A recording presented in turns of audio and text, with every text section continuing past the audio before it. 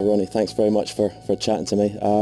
I've got to ask, at the end of my career, my standards just dropped so quickly, so fast. What are you doing? How are you keeping your standards so good? I don't really know, really. I just think I just try to enjoy it as much as I can, you know, and there's times out there where sometimes I think I'm not hungry enough, you know, because I've sort of started doing other stuff, and because I just wasn't happy just playing snooker all the time. It drove me insane, and I phoned you a couple of times and said, Stephen, I'm in bits, I'm not enjoying it. And you went, well, I was like that towards the end of my career, and I thought, I don't want to spend 10 years doing something that I don't enjoy, so I thought, right, just try and use it like a hobby. Yeah. Try and think, no matter how bad I think I'm playing, it's still not as bad as the fella down the club that can't make 30. Yeah. Do you know what I mean? So I just thought, do you like work on your game? Do you do anything like technical, or do you just play, practice? No, I stopped about 6 years ago working technically on the game because I thought I was just over-analysing everything. Yeah. And I just thought, you know, just try and have good solid foundations, just try and, you know, keep as still you can on the shot, try and keep the cue as parallel as you can, and just trust where you're aiming. Yeah. And as soon as you start to try and steer balls in, it's like a disease. It's kind of, it gets into every part of your game. I thought I'd rather miss by a mile but commit than sort of get a few but twitching them in, you know. Yeah. So what's more important to you, like playing well, enjoying it, or actually winning? Do you get more enjoyment from just like going out there and buzzing? I think buzzing's the key. I think, you know, because when you're playing well, you enjoy it no matter what, even in practice. You know, if I'm buzzing in practice, I think, yeah, this is great, you know. And the same in matches. But I think also there's an element that if you are winning, it's still that's a nice feeling, you know. Yeah, I mean, you was a winning machine. I love to win, but I was still, you know, if I didn't play well on one, I'd be a bit frustrated. I've got Steve Peters on speed dial. I said, Steve, what's going on? You know, and I speak to him like every other day. You know, I thought I've got another 2-3 years. I'm really going to try and see if I can get something out of my game. Last 2 years, I took me off the ball, so I've made a conscious effort to try and practice a bit more and, you know, make sure I'm at home enough to do that and get a little bit of a balance and see if I can play some half-decent snooker. Yeah, and in terms of like records, obviously through my career, Davis was all the records, and then throughout my career, it was great to have that target. Obviously you've taken most of mine now. There's a couple that are still there. Is that any motivation, or you just want to just win? You're not thinking about anything in the future? Or? I think that, listen, don't get me wrong, records are great, but I mean, I find when I look at a record, I think it's just a mountain to climb, and to think of trying to win another 3 world titles to overtake you would make me want to not play ever again. Do you know what I mean? Really? Because to win one world title, especially at this stage of my career, is difficult. So you don't set any targets at the start of the season? I set myself realistic targets. So I know you've got 18 majors, I've got 17. I'd like to try and sort of, I think I've got a chance of getting near that. The Worlds that'd be a dream, but I doubt it'll ever happen. Mine was always like the start of the season, the World and the Masters. They were my big two. Yeah, I mean, like, listen, the Worlds the Worlds is the governor. So many tournaments now, though. So many tournaments, but still the Worlds is the governor. When you win the Worlds, you just swap. You could win 6 other tournaments, but I'd swap it just for one World. There's nothing like playing at the Crucible, playing fantastic. It's just the most amazing venue, and obviously the Masters is great because it's top 16. It's like, you know, in London, and it's a great event. But like you say, there's so many big tournaments now. I mean, I won in Barnsley. I was like, yeah, I don't care where it is. A win's a win. You know what I mean? You're the best player I've ever seen in my career. So who's coming up that you think can possibly take it to that next level? I think it's. I mean, I thought Judd might do it, but he's inconsistent, isn't he? Yeah, and he doesn't win. He doesn't win enough big. Like Selby wins the big titles, wins the big matches, and when it gets a bit close, you fancy Selby. I don't know. He's just got that thing about him. I think to be a prolific winner, you got to have bottle. You had it. Higgins had it. And Selby's got it, and Williams had it, you know. And Williams was a bit limited with his cue power, so he kind of like couldn't score as heavy as you or Selby. But I think you need to have that, you know, cue power, so he kind of, and Selby's got it, and Williams had it, you know. And Williams was a bit limited with his cue power, so he kind of like couldn't score as heavy as you or Selby. But I think you need to have that, you know, big match temperament, and when it gets a bit close, you kind of raise your gear. So I think you need to find someone that's got that can, you know, has the bottle really, and I don't know who's out there. You know, we've yet to see another Hendry Higgins type player. I certainly don't think. I mean, in the UK, I don't see anyone coming out. I don't watch a lot of snooker unless I'm working on it now. But you think it's got to be someone from China, you would think, wouldn't it? Yeah, I mean, obviously China. But no one's coming along in the same class as Ding so far, have they?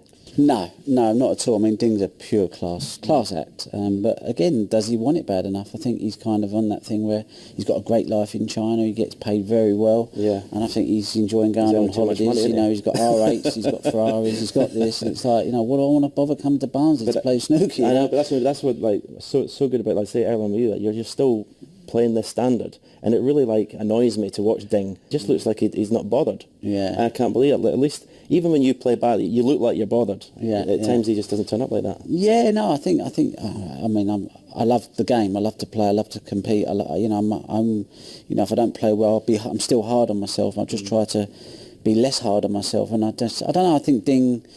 I don't know what it is with Ding. I get frustrated with him because you think he's such a class player. But if you're talking about players coming through, I think maybe Luca Purcell is the one that maybe stands out. So laid back, so relaxed.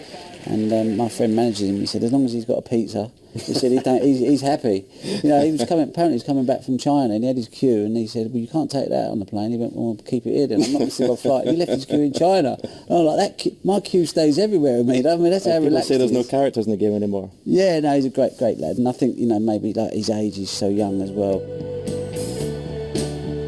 You ever look back at matches in your career? Do you ever look like...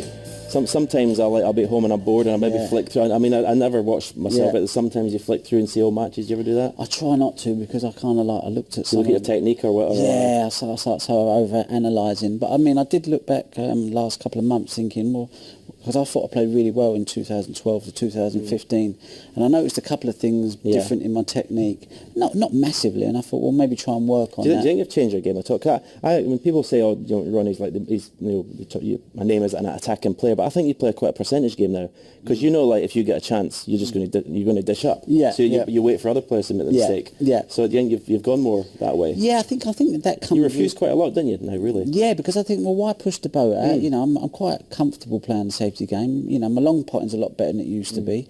I'm scoring as well as I ever have done, and I think, well, you've got to play the right shot, really. And why should I leave them an easy opportunity when I'm happy to play the waiting game? And I think that comes with a bit of confidence in your game. I think sometimes I used to attack because I wasn't confident of playing a good safety shot. Nowadays, I think I fancy I'm going to play an half decent safety shot. So and it's just about just trying to keep the pressure on your opponent sometimes. Say when you come to tournaments, they build up the TV. It's all geared to you. Do you like that? You just get used to it now. That's all. Like, a lot of it's all about you. Sometimes I think they expect me to fly at my brains and make tons, 90s and 80s, and just going to push over. It's not like they just want to see you, though, isn't it? But there's still that added pressure that you think. Because Jimmy had it, didn't he? Yeah. I mean, Jimmy had it. Yeah, when they say, come on, Ronnie, and then as you're losing, the come on, Ronnies get a bit, oh, come on, Ronnie, and you think, oh, I'm letting everybody down. So you kind of do feel a bit of pressure, but then when you start to play well, you kind of get in it, and you start to get involved in the gap match. I then think, at least I've competed, I've gave them something worth watching, and but no, I try to block it out, and I just try to enjoy playing and think, you know what, I'm here to play, and if I lose, no big deal. Yeah. How often when you're playing? I remember obviously when I was number one, it was a great feeling. How often do you play players? You think, well, you can't beat me. It's like you just get that feeling, you just know, don't you? You just get a feel. It doesn't matter what I do, he can't beat me today. There must be, I don't know, what's maybe Selby, John Higgins, Robertson's not as strong as he used to be. No. Possibly on his day, Trump. I don't know. Yeah. But who else is like everyone else? You say, well, if I play decent, he can't beat me. Yeah. If I'm playing decent, I just think this is going to be a lovely day. Let's go out. There's no better feeling. It's brilliant. It's the best feeling in the world. Best feeling in the world. But then there's the flip side that if it isn't going well, then you kind of you have to tough it out, and the anxiety can kick in. But yeah, I mean that's what. But even then, they've got to go over the winning line. And you watch them the last frame, and you can just sense the nervousness. Yeah, absolutely. But like you say, I think while you're confident and enjoying the game, and you think, if I'm consistently playing all right, how do you give something up that you think, I've got this game, I can control what's going on, so it's very difficult to give up. And I think I'll keep continuing playing and expecting to win while I'm feeling like that. I was just thinking about like my career, and obviously one part of I think my downfall that weakened me as a winning machine and an animal was like I started to get friendly with players, socialise. You keep yourself a bit apart, don't you? You don't really socialise with everyone. Yeah, and I don't intend. Yeah, I mean, I kind of have things to keep me busy and occupied. You were like many like friends on the circuit, or Not really. I mean, I get on most with all the players, you know, because most snooker players are good as gold. It's like, hello, whatever. But I try and stay away from players because all they do is talk about snooker, they talk about ranking points, they talk about politics, and I feel depressed. I come out of there and I go, man, I'm like, you know, I need therapy. The kicks they got and the bad kisses. I have to get Steve. I say, Steve Peters, I've just had an hour with the players at breakfast. I'm in bits.